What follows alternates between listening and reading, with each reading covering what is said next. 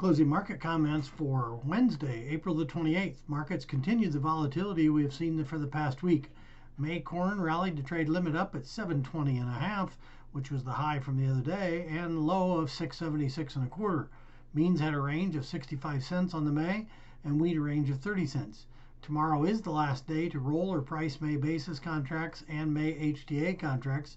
First notice day will be on delivery for the Chicago Board of Trade will be on Friday with little to no deliveries expected.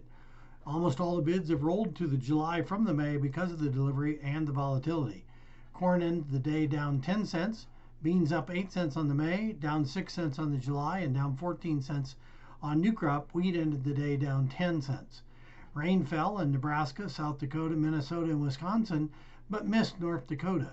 Rainfall is predicted for the eastern Corn Belt and the Delta regions over the next couple days.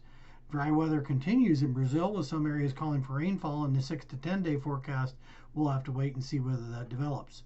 Russia is considering lowering the export taxes they implemented a couple months ago. No final decision made, but they're starting to be priced out of the market and want to get more competitive. The Fed is to release an update on their plans going forward, but no one expects any changes at this time.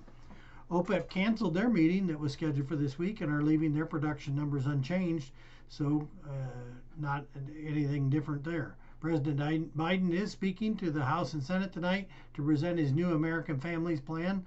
We'll have to see how the markets react to that tomorrow. Trade volume yesterday in corn was 856,417 contracts. This is the highest volume since last August and would equate to 4.282 billion bushels of corn traded yesterday, about 30% of the total U.S. production. Now you see why we have volatility in markets.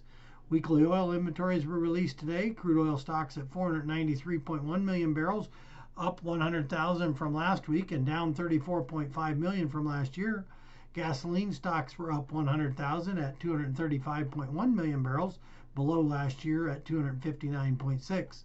Distillate stocks were 139.0 million barrels, down from 142.4 last week and 142.0 last year. Refinery capacity was 85.4%, up from 85% last week and 69.6 last year.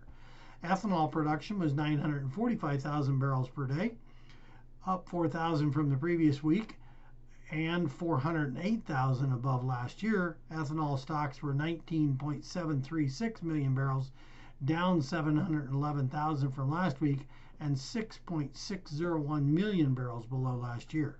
The dollar was down 322 points at 90.560. Gold was up $3.10 at 17.82, and silver was down 80 points at 26.330. Crude oil was higher on the decision to leave production unchanged by OPEC, trading up 80 cents at 63.74. Stocks were lower on the day, with Dow futures down 158, Nasdaq down 26, and S&P down 1. Weekly export sales will be released tomorrow. Thanks for watching. Have a great evening.